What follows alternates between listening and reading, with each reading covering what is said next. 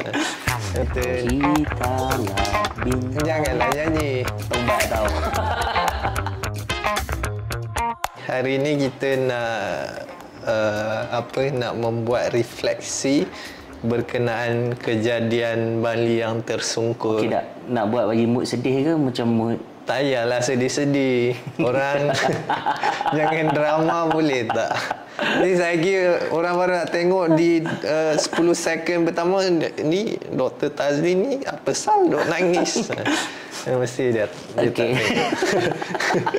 Saya kira jadi thumbnail. Okey, jadi cerita kami. Alright, so sekarang ni Bali dekat mana? Kita dekat mana? Okey. Okey. Kita di Brunei. Okey. Kita ada di Brunei. Kenapa boleh sampai dekat Brunei?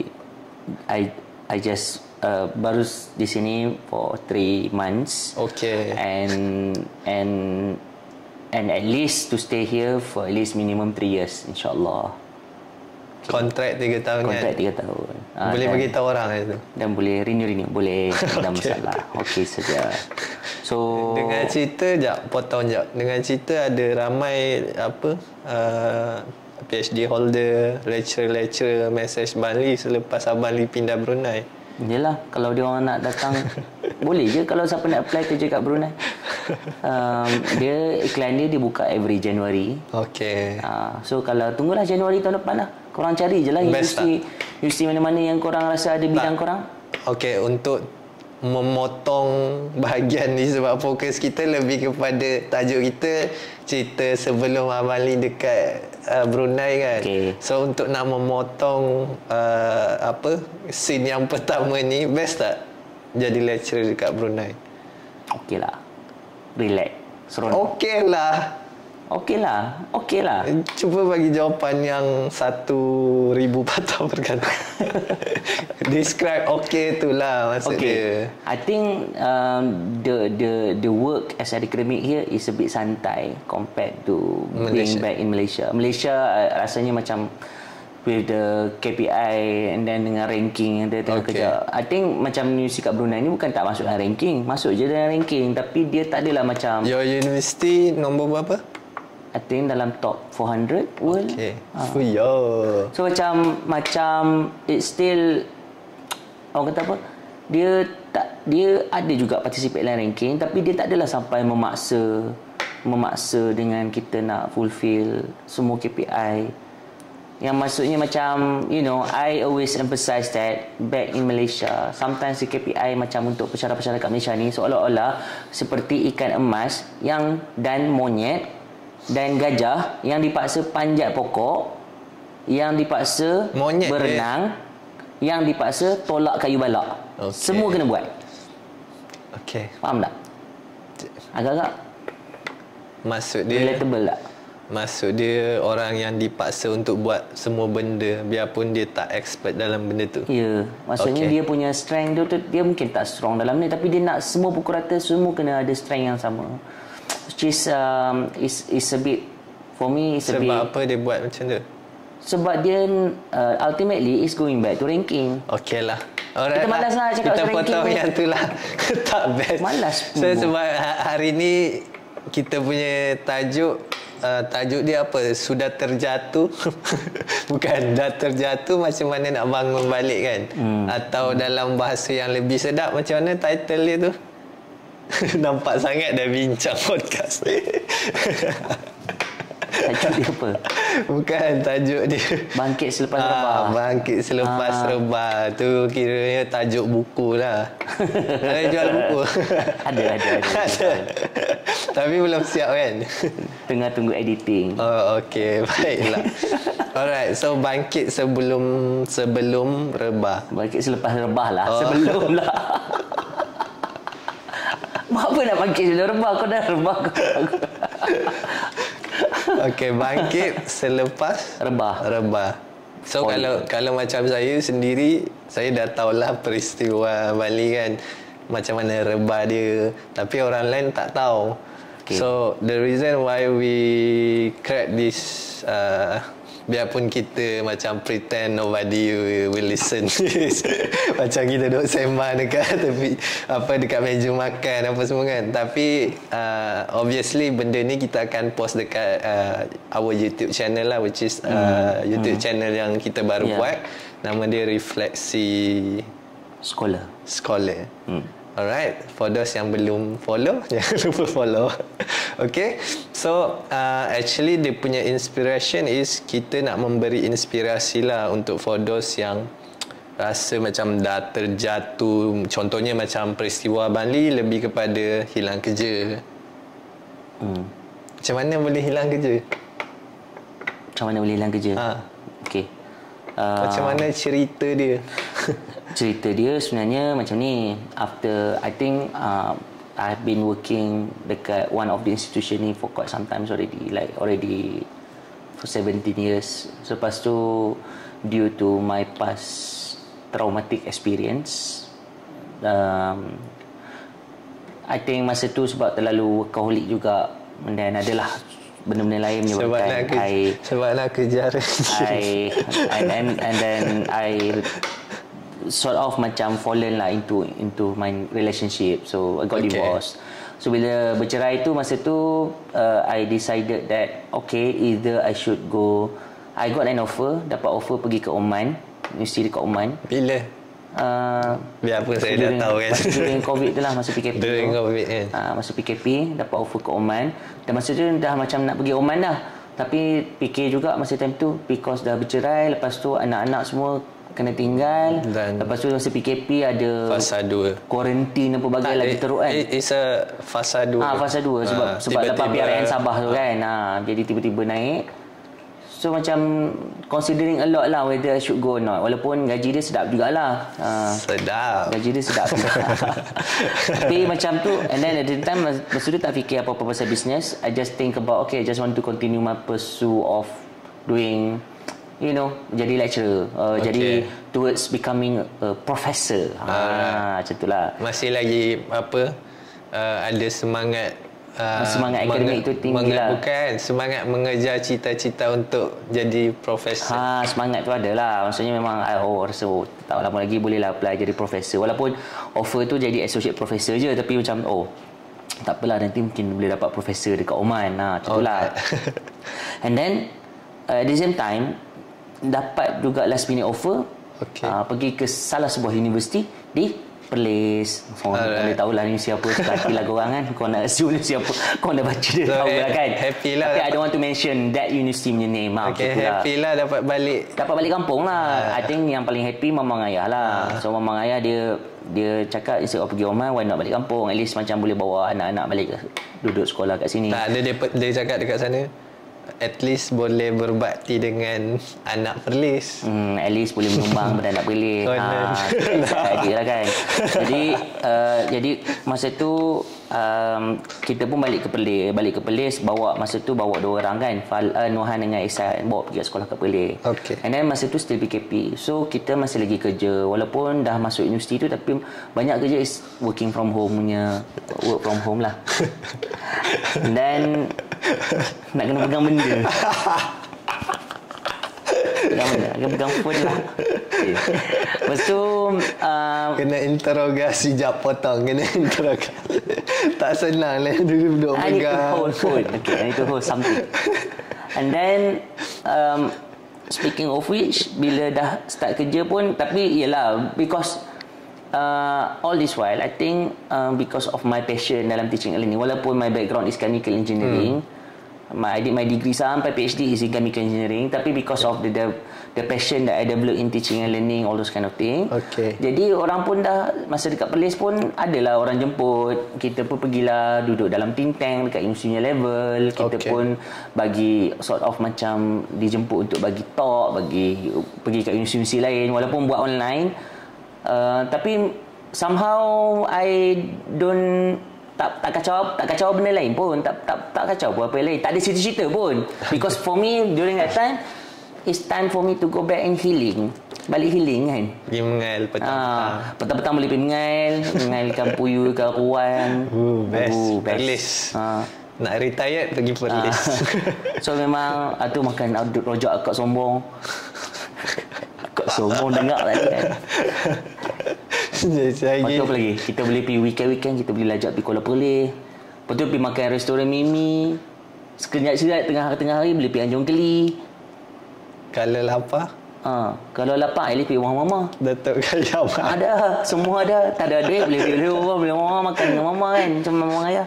So, it's orang kata apa, satu life yang best lah sebenarnya kan. Tapi along the way tu, bila dah half the way tu macam terfikir juga, how long that I'm going to be here, how long I'm going to be just like this. Memanglah ini time healing, time tengah. Sebab apa? Abang pernah cakap, sekejap potong lagi. Abang pernah cakap Abang boleh tahan hanya 5 tahun saja. Satu-satu tempat. Satu-satu tempat. Dan untuk di umur Abang yang sekarang ni, dia macam belum sesuai lagi untuk retire, santai, untuk pergi retire santai. Yang santai. Betul. Dia masih lagi bertenaga nak push. So I was thinking like macam I just healing je lah, kita duduk healing. Tapi at the same time masa tu actively adalah dah start buat bisnes kan, buat bisnes YL 2020. Dah start buat bisnes YL kan masa tu 2021. Oh okey. 2021 lah start masa dekat Perlis tu 2021. Tak, kau selepas kau terjatuh tu, yang seminggu selepas tu kita pergi daftar company. Itu end of 2021. Ya. So maksud dia 2020 kan kau masuk? 2021, 1 Januari 2021. Okey. So maksud dia berapa bulan guys? Kira bulan 1 sampai bulan 12. Habis tahun je. Setahun je. So macam for me bila dah duduk, bila memanglah rasa dah macam aku ni berapa lama aku dah duduk sini macam itulah. Tengah buat bisnes pun buat bisnes yang macam main-main je, macam tak adalah serius sangat. Kita buat bisnes MLM kan. Macam tu kan. So macam tak adalah macam cita-cita betul-betul kau je yang buat. Nak buat sampai betul-betul dapat Royal Crown Diamond ke apa semua tu, macam tu tak sampai, benda tu tak tersampai lah, that kind of. Kenapa buat benda tu? I think sebab dia macam tengah killing. Kau tanya aku jawab buat apa? Sebab apa? Kenapa bitter dekat saya? Sebab apa? Relax. Jangan apa? Marah host. Jangan sebab boleh aku jauh terpesong daripada nama I think tak juga, because I think that is one of the way that you can get. I think I remember masa PKP kita very itu sebab kita duduk on our own self. Jadi bila buat business macam tu, kita expand, kita interaksi dengan orang lain, kita bersosial dengan orang lain. So I think that is the reason why kita involve dengan business tu lah. Start kenal orang, boleh expand the network, boleh buat iklan dekat social media and so on lah. So I think macam masa during that time, I don't think that I spend much time pun for the university punya work. Sebab macam rasanya macam masuk dalam bulan kedua dah dapat KPI dah achieve KPI. What do you mean macam tak apa? Sebab universiti tu ada KPI juga, tapi KPI dia macam maksud dia senang dia achieve. Yelah sebab you dah kita dah sibuk kan sebelum universiti dekat Perlis ni, you dah kerja dekat universiti yang memang dah sibuk, yang memang produktif, you kena kerja, yang memang kita dah produce a lot dan sebagainya. Jadi bila masuk kerja kat Perlis, it's not that difficult lah. Berapa persen? Berapa persen apa? Tenaga yang digunakan. I think about 30% je kot. Okay, 30% of the energy, 30 to 40% of the energy. Lepas tu remaining tu kita buat something else. Kan, macam tu lah. Still kerja jalan, macam tu lah. That's the most important thing. Tapi along the way tu, entahlah daripada mana, I think since my second month tu, dah masuk situ, dah ada orang yang macam dah start agitated kot. Dia orang macam, kenapa dia ni ada kat sini? Kenapa Mamat ni masuk sini? Siapa ni? Tak tahu, Allah Alam. Sampai sekarang macam malas nak carilah. Kalau siapa yang tengok ni, kau buat tu tobatlah sekarang sebelum kau kena seksa kat api neraka nanti. Tengok dekat kamera. Tobat tau.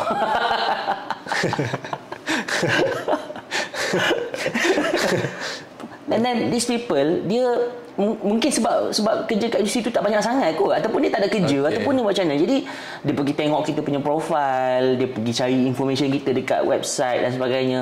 Maka jumpalah news kita yang Sebab dulu Ali pernah involve dengan politik. I actively involve dengan politik kan. Masa time bekerja dengan swasta. Parti mana? Tak, jangan jawab. Tak payah. Pergi cari sendiri. Search sendiri lah dekat. Cari lah dekat internet korang jumpa. So I actively involve in politics. And then memanglah pernah dulu jadi exco pemuda dan sebagainya. Sampailah kita buat buat statement, buat kenyataan akhbar dan sebagainya. Adalah benda tu sebagainya. Tapi apa yang jadi dengan Malaun ni, Malaun ni kita panggil Malaun ni. So dia Malaun ni dia pergi cari information, lepas tu dia pergi edit as if like kenyataan tu dibuat pada tahun tu. Tukar tarikh.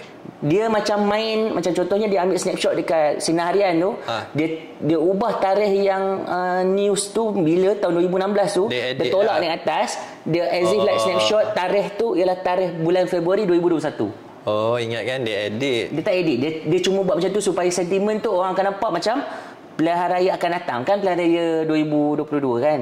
Jadi seolah-olah kita buat kenyataan tu masa kita jadi staff ataupun pegawai kerajaan lah. Punya jahat tak jahat. Jadi that's what happened. Jadi yang itu benda tu disebarkan. Itu dosa tak? Fitnah kan? Memanglah, of course lah. Kau jilat lah kau punya apa kau. Jangan. Itu kau makan darah daging saudara kau sendiri, kau tak nak? Macam tu lah. Sabar minum air. Sabar minum air. That happened in February because by that time the management of the university tu, they are the one who took me in. They defended me. That's good lah. Okay lah, at least they defended me. So dia orang tanya lah, do you still involved in politics? So I said no, I am not involved in politics anymore. Kata buat apa? Saya pun tahu takkanlah saya bodoh sangat. Saya kerja kerajaan. Buat apa saya nak pergi involved dengan politics lagi? So I no longer wanted. I'm no longer interested in politics pun because I already left politics pun in 2019. Macam tu lah. Okay. Tapi lepas tu, okay lah, ingat case close. Tiba-tiba datang balik. So pada satu time tu, I was actually invited by satu jabatan pendidikan untuk bagi webinar. Webinar tu dah arrange untuk 6 series kita dah arrange. Okay. And then kita nak bantu cikgu-cikgu, and then semua cikgu-cikgu ada. The first webinar ada 22,000 view. That's a lot. Guru seluruh Malaysia.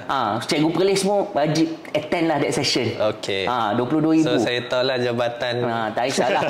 Lepas tu 22,000 orang attend that session, and then suddenly I got information that they no longer interested to continue with the webinar. Sebab apa? Sebab ada Malaun ni, I call it minion, dah hantar information tu dekat orang-orang atasan. Orang atasan ni pula hantar sebarkan surat layang kata I am actually involved in politics. Tiba-tiba lah pula lepas tu lah kena panggil dengan some management people, kena defend lagi, kata macam and then I have to show them I am no longer ni, dah memang kita bagi surat daripada parti dah. Minta parti purposely keluarkan surat that I am no longer a member of the party. Boleh tak cakap tolong keluar surat? Jadi aku nak pegang jawatan apa lagi kalau aku dah member? Macam tu lah. Okay. Lepas tu apa dia kata? What is the reaction? Okay lah. Tapi masa tu dia buka file tu macam kita ni macam pesalah. Dia buka file tu, ada panggil dengan lawyer dia semua kan. Kira macam masuk tu lah. Macam dia macam tak adalah masuk court kan, tapi macam macam pesalah lah kan. Kata okey tak apalah. Lepas tu si ada orang kata okeylah, there's no issue with it. Siapa yang panggil? Siapa yang panggil? Yang panggil tu management some management lah dalam university punya management lah, dia panggil lah. So then kita pun bagilah semua butiran-butiran lengkap, settle. Okay, dia orang pun cakap kita, okay, there is no issue with it. Tak ada issue pun. And suddenly all these people who had taken me in sebelum ni untuk bekerja dekat situ, seorang-seorang dia kena macam kontrak dia orang ni di shorten kontrak. Ada yang kena balik ke universiti asal, ada yang kena macam balik ke fakulti ke something like that lah. And then tiba-tiba naik orang baru, the management, and then one month before my contract should be renewed, maksudnya I finish, dia bagi I think satu benda yang aku bodoh juga ialah macam pergi accept macam kontrak setahun je kot. Macam tu lah kot. Macam apa kebodohnya orang bagi kontrak setahun kan. Tapi selalu orang cakap tak apalah, ambil kontrak setahun, dia akan renew. Kita pun percayalah benda macam tu kan. And rupanya dia orang gunakan benda tu sebagai senjata kita. During that time lah. During that time you Mali rasa Mali bodoh. But this time tak ada rasa bodoh. Rasa bersyukur. rasa bersyukur.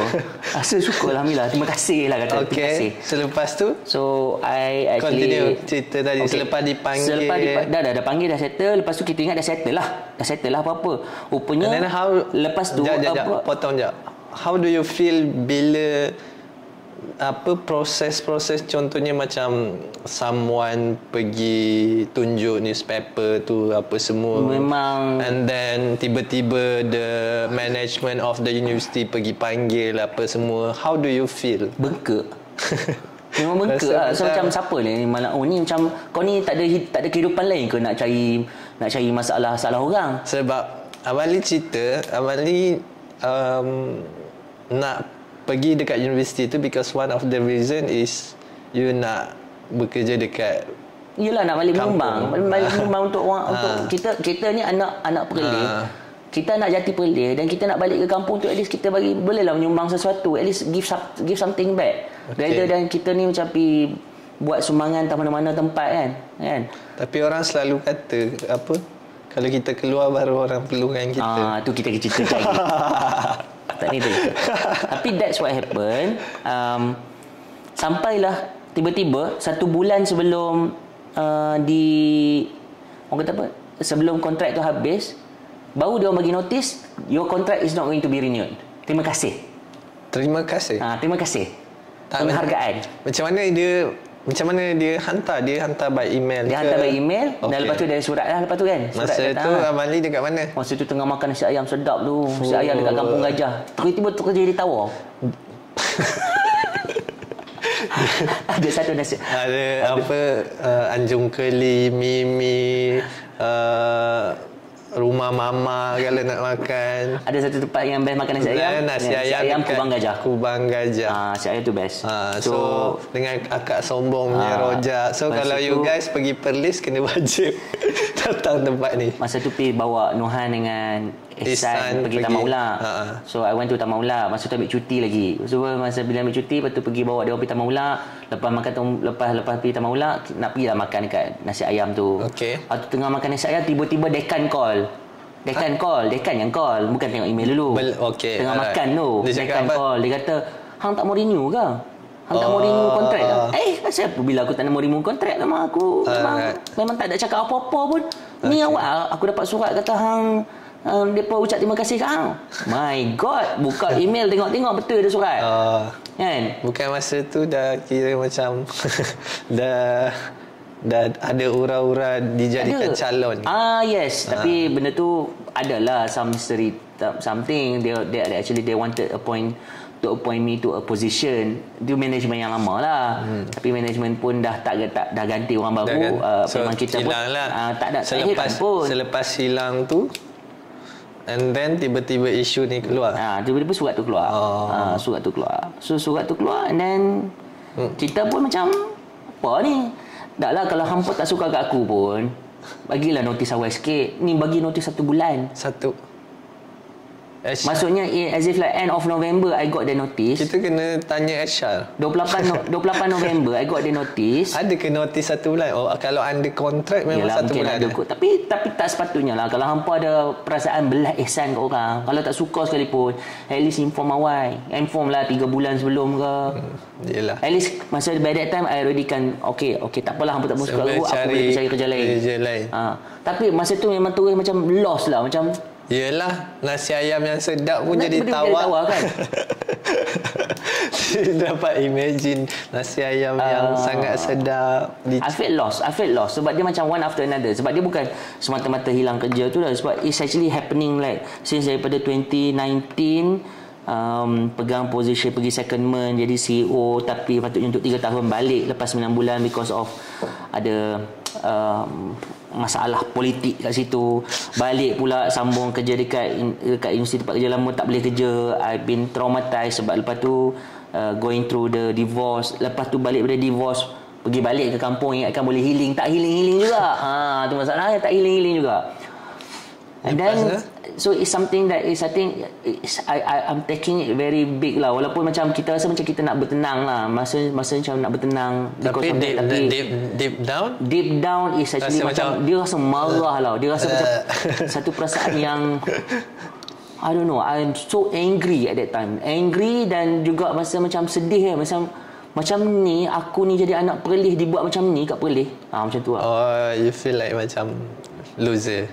Something useless. Like that. Dia macam bukanlah kata useless tu apa? Ke macam apa lagi tak saya nak buat untuk macam rasa macam yelah macam useless lah macam you already do your best apa semua tiba-tiba exactly ingat kan kita macam kita nak balik nak menyumbang ke semua kan macam ni hampa treat aku macam tu lah macam ni cakap hampa treat aku.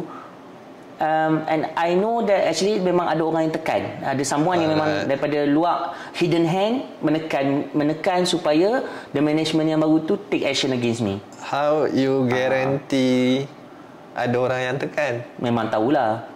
Memang tahulah. I got the insider. Ada insider lah. Insider. Who must not be named lah. Oh, hebat. Ada insider. Lah.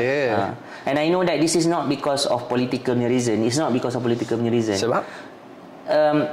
Dia sebab dalam dekat universiti tu ramai je orang pegang jawatan sampai ketua pemuda parti ni lah, ketua pemuda parti ni. Okay. No action against them pun. Alright. Walaupun dia orang ada equivalently pensyarah. Okay. Tapi it's actually the felt of threatened sebenarnya. Takut tempat dia orang di angkut macam yelah because you know my name naik kononnya nak pegang sampul suddenly you know tiba-tiba laluan tu terganggu ke apa something like that lah. So lepas hari tu lepas dapat tahu ditamatkan kontrak, lepas tu memang terus macam terus rasa how you hari tu berapa hari bulan ingat tak? Hari tu tarikh dia 28 November. Hari Rabu kan? Betul tak? Rabu. Oh, saya ingat. 28. Ya ke 28 November? Ya kot time dekat situ lah. So apa yang Abang Lee buat selepas tu? I mean 2 minggu. How you handle your emotional punya? 2 minggu pertama tu memang ialah kita deal dengan emotion dulu. Okay. Memang deal dengan emotion dulu. Macam masa time tu I don't think about getting, tak mau fikir nak cari kerja ke apa semua, nak let go. Masa tu kita pergi memancing. I just want to let go my emotion, that's all. Maksudnya macam kita ada pergi mancing juga. Tapi macam I want to ada. Tapi macam I want to just to let go on my, I want to manage my emotion dulu. Sebab isu dia kalau kita tak manage kita punya emotion, kita akan buat keputusan-keputusan yang membodohkan, yang bodoh. Okay. Ataupun contohnya terus tergesa-gesa nak pergi cari kerja ke apa semua. Alright. I think we cannot do that because kita tengah dalam keadaan yang tak stable. Okay. So memang what I did is actually manage the emotion dulu. Manage emotion lah, cakap dengan orang, pasang diffuser satu rumah. Cakap dengan orang maksud dia macam mana? Yalah, talk to you, talk to I mean cakap tentang apa? Cakap tentang perasaan kita lah, how I feel lah. Benda tu kena penting lah kena cakap. How I feel, what happen. Jadi kita rasa macam this life is unfair. Mesti ada orang tanya-tanya, masa Abang Lee dapat benda tu, Abang Lee menangis tak? Of course lah, menangis lah. Dia menangis lah. Menangis ni dia macam ni 10 years ago, 2013 I already masa tengah buat PhD tu, masa tu dah diuji dengan ujian yang macam pada kita rasa besar dah, berat dah. Sebab masa time tu masa time 2012 tu masa tengah nak buat last experimental work, my lab caught fire, lab terbakar. Lab terbakar. Selepas lab terbakar, dia affect the whole corridor tu. Memang ramai lah kami dalam berapa puluh orang student PhD tersangkut nak buat kerja kami. Tak boleh nak buat kerja. And then after that 3 weeks after that, I decided to take some of my sample yang dah run dalam alat reaktor tu untuk bawa balik ke Malaysia so that I can do analysis kat Malaysia sambil healing. Macam tu lah, sambil healing. So bila bawa keluar, lepas tengok sampel tu nampak cantik elok, okey lah, tak ada masalah, alhamdulillah lah, sampel ni tak affected kan, walaupun ada kebakaran tu menyebabkan all the apparatus dalam makmal tu berkarat. Sebab dia so tak boleh guna. Hidrogen terbakar, hidrogen dia effect, dia react dengan PVC. Dia react mesti orang dengan, yang dengar ni hidrogen. Hidrogen gas kan, dia hidrogen gas, dia react dengan PVC piping kat atas. Kalau terbakar lepas tu dia jadi hydrochloric acid in vapor form. Yang itu yang menyebabkan semua alat-alat kat situ semua berkarat. Okey, saya tak dapat imagine. Okey. Adalah nanti dia punya dia menggambar dia berkarat teruk lah. So tapi my sample tu sebab duduk dalam almari kabinet, jadi elok. So kita pun bawa lah sampel tu. Sampel tu catalyst lah, dia panggil catalyst yang dah telah guna. Kita dah guna, dah run. Nak bawa balik lah Malaysia ni, at least nak boleh buat analysis. So I came in during the weekend. I came in on Monday untuk selepas 3 minggu Monday untuk ambil that sample tu, letak atas meja. Dan meja beli ni facing Royal Albert Hall. Okay. Tahu tak Royal Albert Hall? Tahu. Tempat Siti Nurhaliza pernah buat konsert semua benda tu kan? Tahu. Ingat saya tak pernah pergi London je. Konon. Dalam mimpi. Lepas tu, jadi tapi what happened is the next day adalah ada film preview Skyfall, James Bond, Skyfall 007. Okay. So what happened the next day tu I didn't come. I plan to come over the weekend so that I can bring my car and take the sample lah, sebab sample tu berat lah kalau nak buat naik underground tube kan. So tapi I didn't come. And then lepas tu kawan-kawan cuba reach call, they all actually save my old number. They didn't have my new number. Jadi tak dapat reach. Over the weekend sampai mana sampel aku? Mana sampel aku? Aku cari mana sampel aku. Rupanya duduk bawah meja, ada yang dah berkecai. Okay. Lepas tu tanyalah ada kawan kebetulan kat situ, kenapa, what happened dia kata. Dia kata ada orang semua masa James Bond punya preview tu, ada yang semua pakai panjat meja sebab nak tengok Daniel Craig. Kan? Okay. So one of the lady ni hero. Dia pegang hero James Bond kan. James Bond. Dia pegang handle tu. Bila dia pegang handle tu patah dan dia terjatuh dan tersadung on my sample. So rosak habis. So my sample tu tak adalah rosak semua, tapi rosak lah juga. Maksudnya macam, so maksud dia tak boleh jalankan your PhD lah. maksudnya I was thinking at that time already feel that macam, am I going to get a PhD? Oh, nak give up lah. Sebab macam nak give up lah, sebab macam ni dah jadi macam ni dia sambung macam ni. Macam mana aku nak buat? Berapa lama lagi aku nak stay kat sini untuk buat PhD? Sebelum benda tu jadi, ada benda lain ke jadi lagi dalam perjalanan PhD? Ada juga sakit, pernah jatuh sakit. Okay. So bila dapat satu lagi, satu lagi, one after another. Lepas tu itulah hidup. Tapi masa tu tak apalah, okeylah. Itulah hidup. Dapatlah inspirasi. Dapatlah orang kata apa, motivation untuk habiskan juga. Okay. At least apa dengan motivation dia? Motivation dia, ada seorang tu dia share, ada kawan lah dia kata kawan dia kata ada sini-sini dulu hantar thesis nipis gila. Oh. Pun dapat PhD. So maksud dia Abang just macam dia pun tak doing your best, tapi dah disebabkan dengan dugaan ini, at least I need to finish this juga. Ya, betul. So macam walaupun kita rasa macam tak best lah, macam looking back at my thesis tu macam alah, this should have been completed dengan ni, you know, do this, I know what to do. Tapi semua it's kan. okay sebenarnya kan. Rather than you give up terus. Sebab I would say dalam hidup pun macam saya cakap tadi, hidup macam tu yalah, kita tak akan perfect lah hidup kita we so not kita be perfect plan lah. lain, tiba-tiba nanti kejap ni kita plan buat podcast, tengok tak ada orang tengok. Asyik lah kan. Tapi speaking of which, selepas tu jadi whatever it is, I think taking from that, dia kata macam kalau kita ni biar jatuh ke depan, supaya kalau kita jatuh ke depan pun kita still macam making progress. Faham tak? Jatuh ke depan lepas tu macam macam tu lah, crawling lah apa semua kan, still kita buat macam tu lah. Kalau jatuh ke belakang tidur terus. So okey lah, dah ingat macam tu, dah dugaan besar. Itu pun sebab kita tulis buku, ada travelog PhD buku kan, kita tulis semua perjalanan, kisah story kita semuanya. Jual? Jual lah 1,000 kopi. Berapa dapat untung? Habis tak boleh saya cakap lah. Sorry guys, saya businessman, saya tanya semua. Tapi buku tu terjual, jadi and then kita dapat bantu orang. Ada maksudnya sambungan tak? Orang ada motivation. Ada sambungan? Adalah, sebab dah ada part tu kan sekarang kan. Okay. Bila release? InsyaAllah end of this year kot, hopefully. Okay. Siapa nak dapat free, komen dekat ruang komen. Banyak. Tahu. So selepas ada peristiwa diberhentikan kerja apa semua, and then dalam few weeks you dealing with your emotional apa semua, and then macam mana your step untuk nak bangkit semula?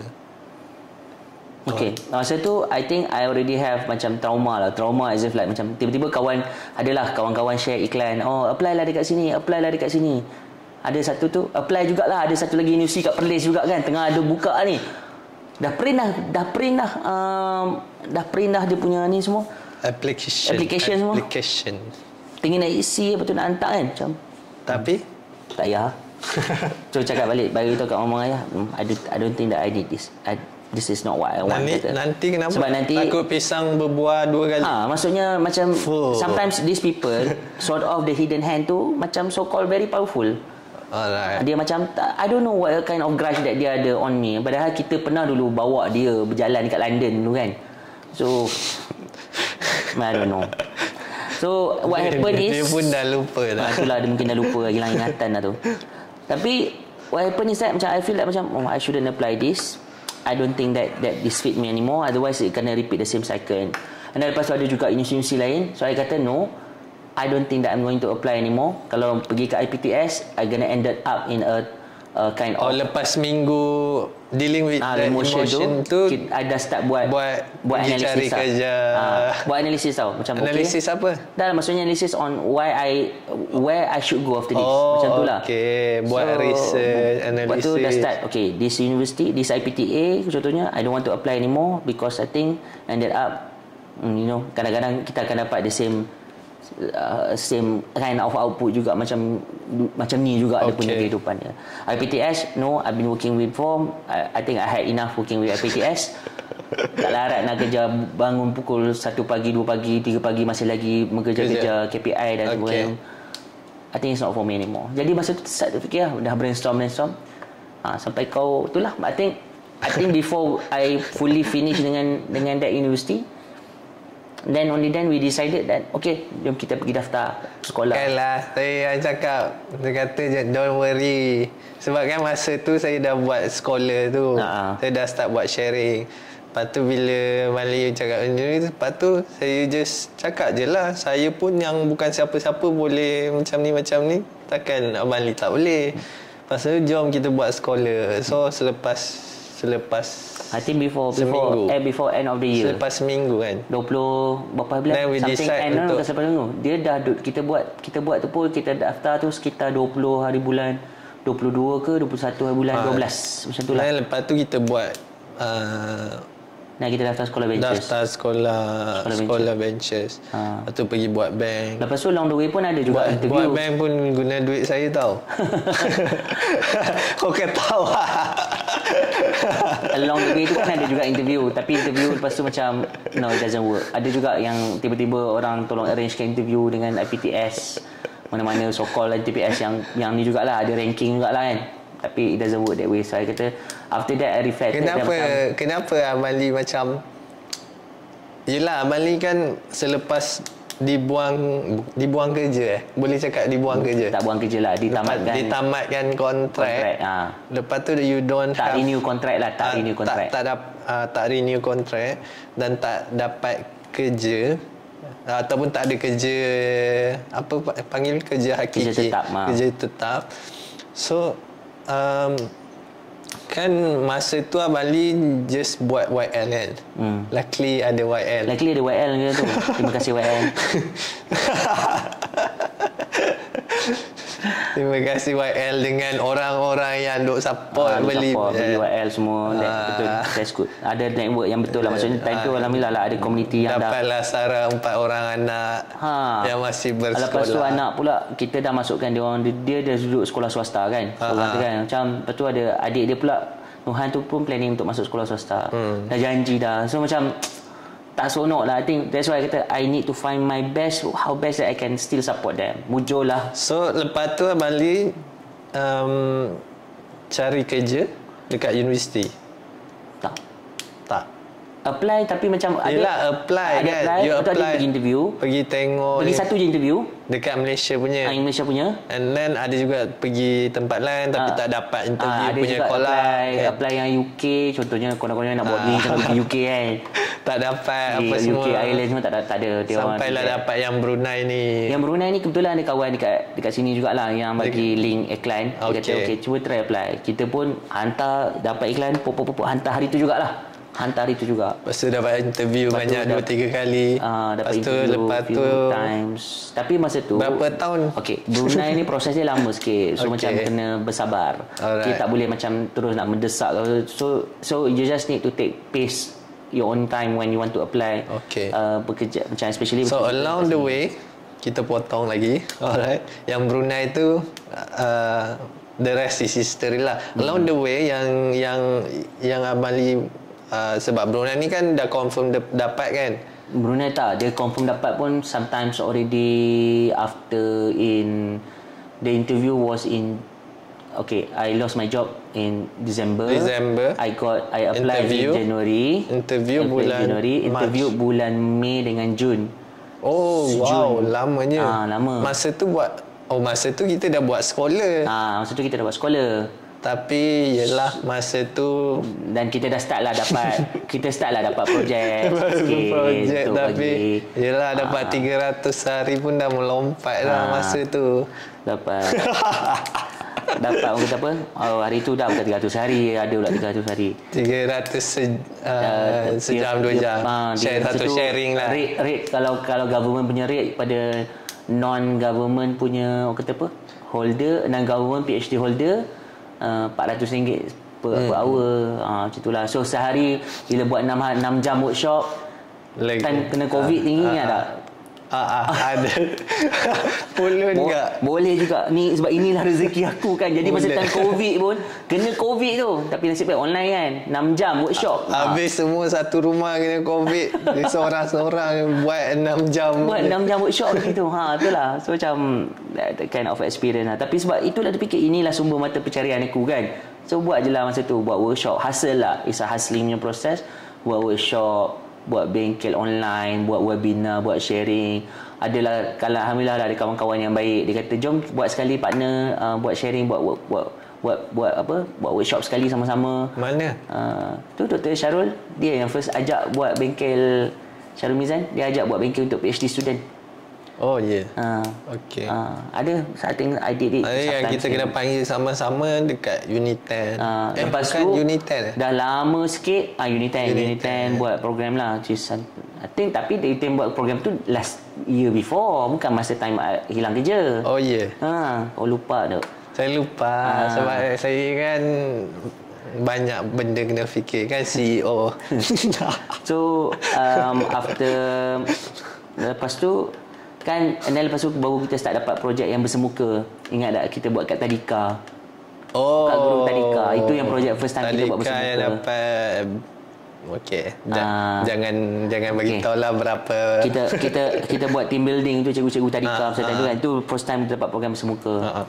Tapi masa tu along that time dah macam sort of macam dapat informal lah. Dia kata dah dapat kerja dekat sini. Tapi macam okey lah, dah dapat kerja sini. Yang tu dah interview lah. Dah interview lah. So dah interview. Yang tu, yang Tadika tu bulan 7. Bulan 7. Kiranya kita buat sekolah 2021 bulan 11, bulan 12. Bulan 12. Oh, baru lagi lah sekolah. So lepas tu dan daripada proses tu lah kita macam, so it's a waiting game lah. It's a waiting game lah. Sebab kita duk tunggu macam, ingat kan dah dapat offer letter in Oktober, punya Januari baru sampai offer letter. Januari berikutnya. So Januari berikutnya baru sampai offer letter. Lepas tadi habis bateri, tengah syok-syok nak tu kan. Tadi sampai mana dah kita? Sampai dia punya peak, tiba-tiba habis bateri. So ni kita sambung semula. So Abang Lee dah cerita macam mana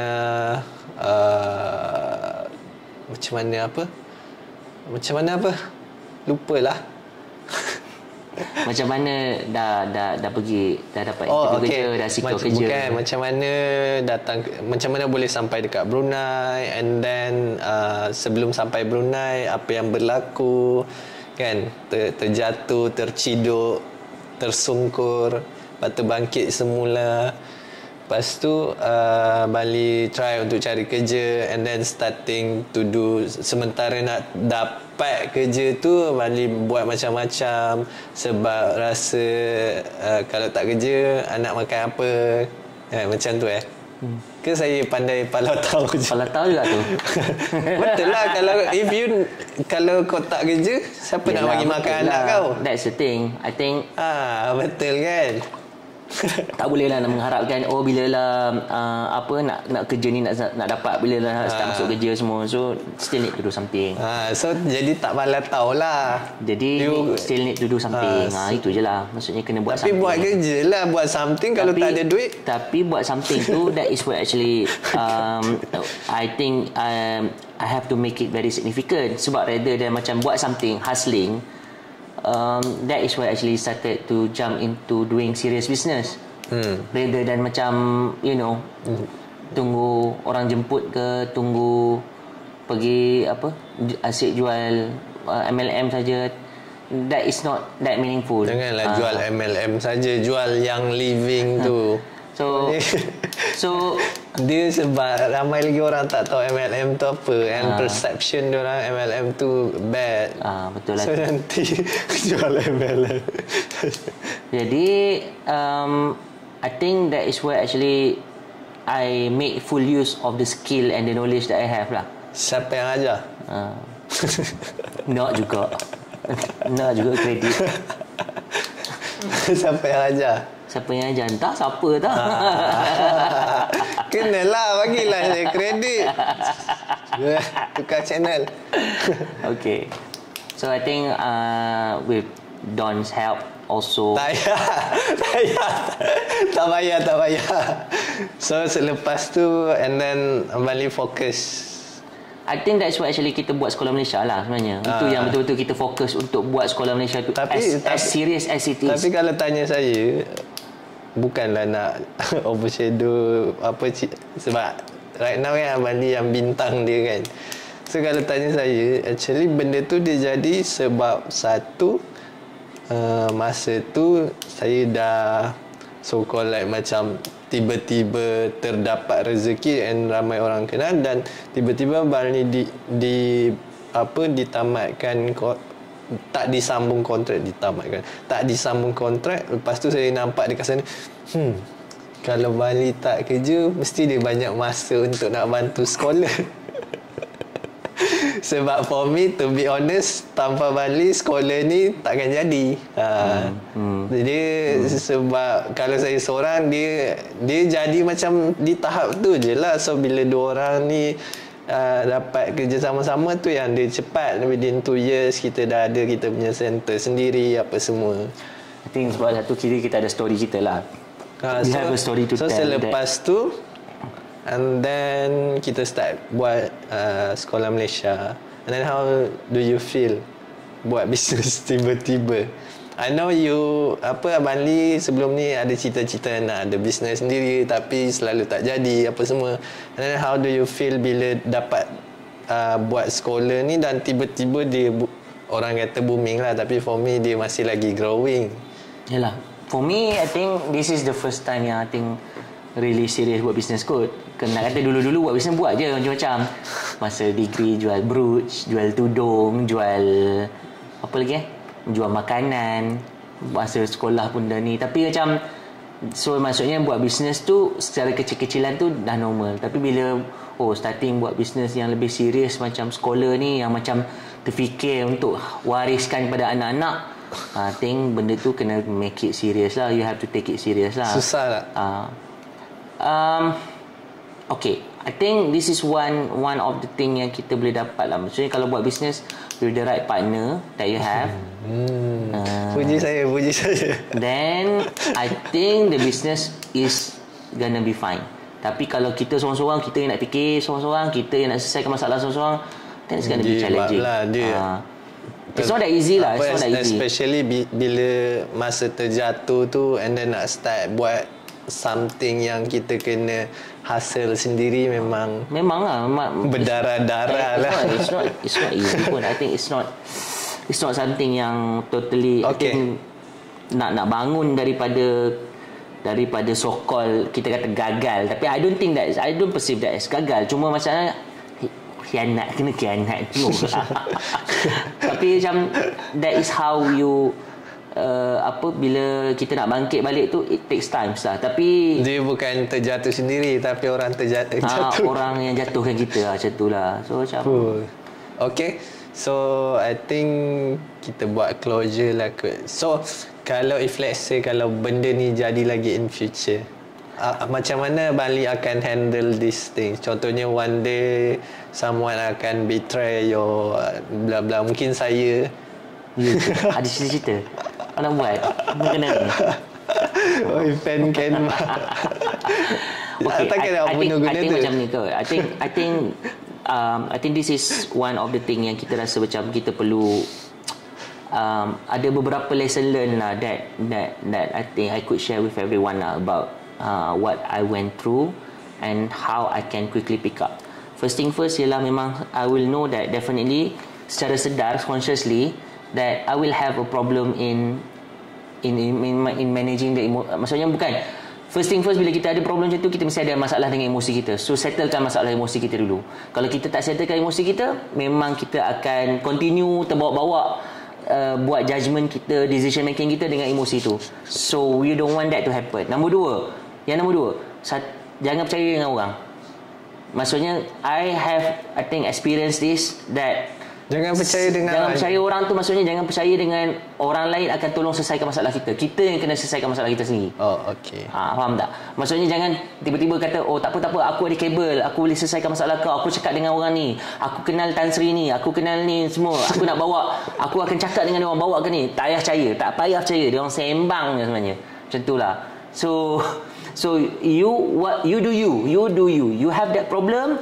Walaupun somebody khianat you sendiri kena bangkit sendiri. Tak boleh harap pada orang lain untuk tolong you untuk bangkit. Melainkan orang tu memang betul-betul genuine nak tolong you. Macam si Don. Macam itulah. That I think because and also of course I have few other friends who offered me in term of financial whatsoever, but I know that it's gonna be temporary. They also ada tak sebut nama mama dengan ayah pun. Tak, sabar. Ada point je. Dia orang yang banyak sabar. Kau ni anti climax lah. Tak, that's why host dia tak boleh tahu cerita. Kau sabar. Sebab host dia dah orang tahu. Orang nak bawa benda tu buat climax. Saya sambung. Okey, cepat nanti habis. Nombor dua. Nombor tiga ialah sebenarnya macam you need to have a strong support from your family. I don't treat Don as just a friend ataupun ni. I treat him as part of the family. And also not only that, my father and my mother, alhamdulillah, I think mungkin rezekinya Allah bagi that kind of test to me. I don't fall that hard sangat. Ada at least ada support. Mama dan ayah memang very helpful lah. Very helpful, support financially, support dari segi emotion. They I think mungkin tak berhenti-henti kot doa-doa dia orang to me. So tapi yang penting, I believe that whenever that I got that kind of test, I believe that there will be an exit. There will be an exit. Kalau kita percaya yang sebenarnya kalau bila kita ada ujian macam tu, ada pengakhiran dia, how long does it take, then you gonna be there. Tapi kalau kita rasa macam apalah nasib aku, sampai-sampai bila-bila pun kita akan rasa macam down. Kita akan rasa macam kita tak dapat bangun lah, kita tak dapat bangkit lah. And then if let's say I face this kind of things, macam ujian macam ni lagi sekali, macam okay, life goes on, macam tu lah. Kita kena faham bahawa sebenarnya macam ada strategi lah. Our life ni memang kalau you're going to be tested like forever lah, macam tu lah. Again and again, kita akan ada kemungkinan lepas ni akan jatuh. Diuji dalam senang dan susah. So you what you have to do is just you need to back up yourself lah. You just need to prep yourself. Diuji dalam senang dan susah. Yes, and that's why actually allow you to be a better version of yourself. Always treat whatever test that you get is just a way to make you a better version of yourself. So kita akan rasa macam kita naik satu level.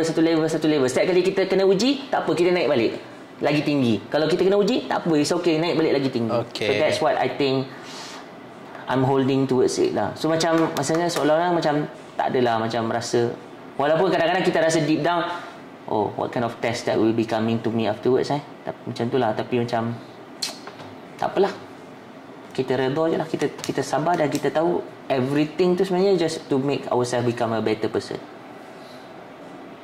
Okay.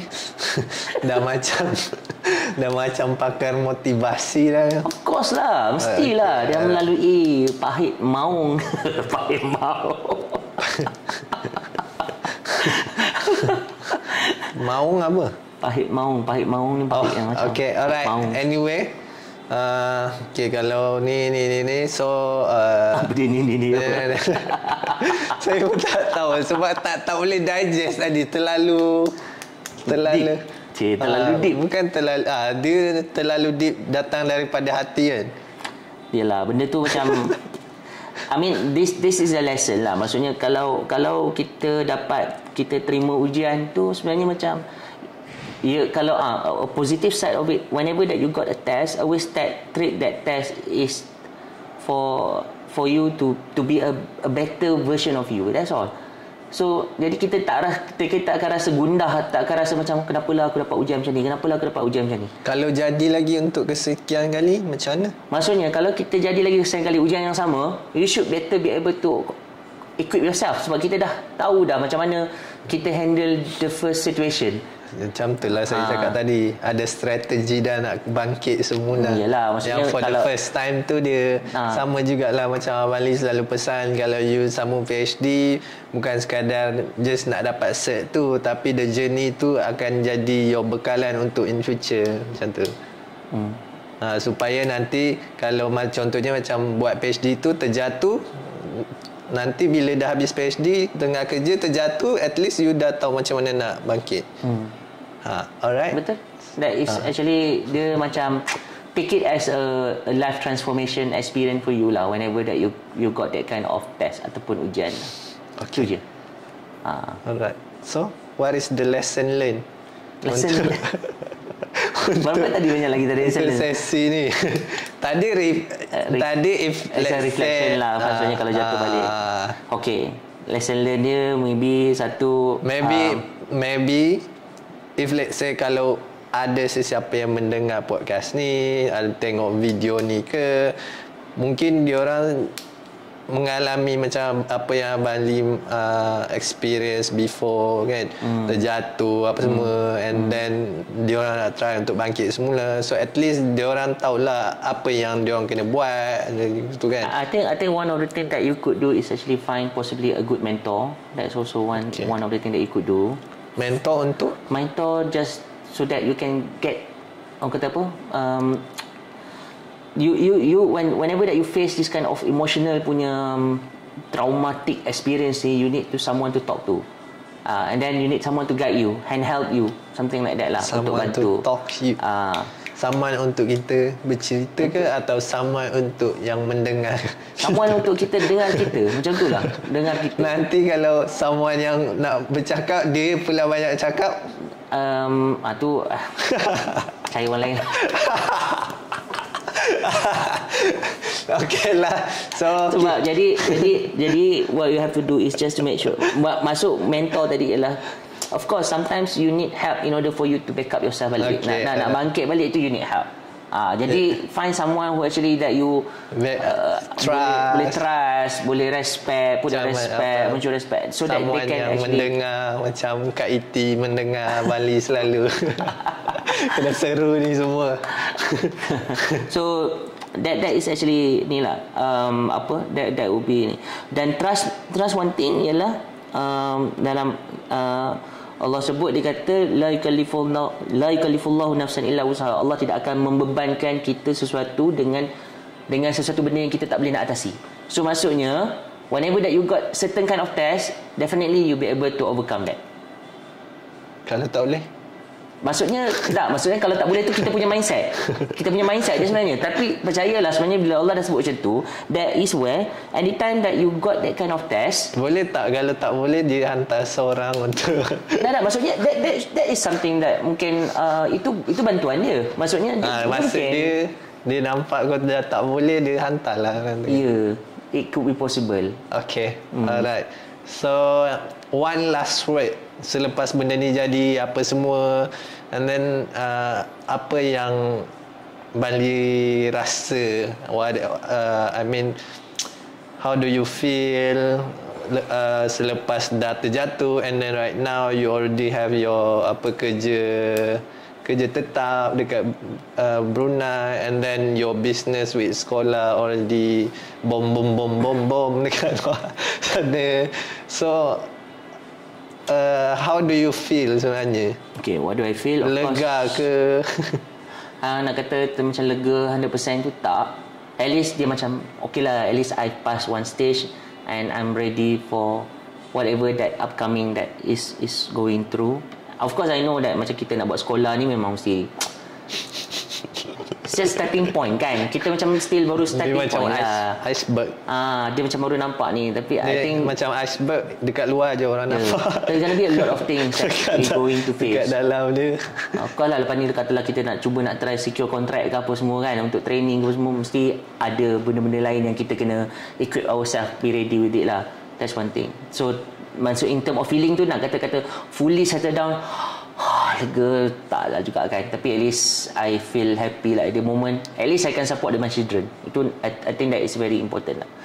And then yang keduanya macam I think as guideline pada orang lain kata, kalau don't worry, kalau kita kena uji, kita kena fikir secara positif yang kita akan cuba untuk bangkit balik daripada kegagalan tu, daripada apa segala ujian yang menimpa kita tu.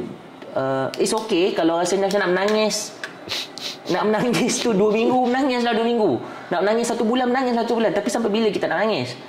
Macam itulah. Jadi kalau kita rasa macam, aku rasa masih continue nak menangis dan aku tak tahu what is my exit plan, daripada nak menangis tu, carilah someone that you could trust to help you. Carilah saya kata. Tak ada Bali cakap lah, carilah saya. Saya dah mengalah. Saya jadi make me your life coach kan. No, I don't want to. Jadi muka telinga. Harap jadi macam mama, jadi macam muka telinga. Okay lah. Alright, so kalau untuk saya, sebab I'm the one yang actually saya ada berada masa Abang Lee terjatuh apa semua. So what I learn from that peristiwa is, kan orang selalu cakap apa yang berlaku ada hikmahnya, tapi that time saya bila reflect balik masa Abang Lee duduk tiba-tiba balik rumah duduk menangis. Macam terkejut lah kan. And then tengok mural ni dekat rumah. So and then slowly kita buat sekolah apa semua, and then right now you already dapat kerja, and then business pun okay apa semua. So barulah make sense apa yang berlaku ada hikmahnya. Sebab last time mungkin you balik Perlis, mungkin itu jalan yang salah, tapi biarpun dia salah, dia ada hikmah lah dekat sana. Sebab you will learn something yang you tak pernah belajar sebelum ni. Maybe. Contohnya in term of how to trust people.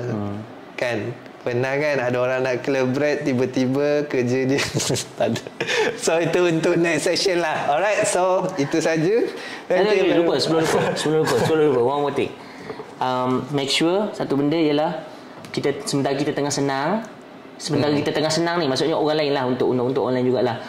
While you are still senang, jangan lupa untuk tuntut ilmu dengan skill, dengan kemahiran. Ilmu dan kemahiran tu sangat-sangat penting. Jangan tunggu bila baru nak dah susah, dah tenggelam, barulah start nak mencari-cari. That will make tak apa, tu saya potong, kita simpan untuk episod kedua. Macam mana ilmu tu membantu saya untuk jadi CEO Sekolah Malaysia. Alright, that's all. Thank you very much. Bye.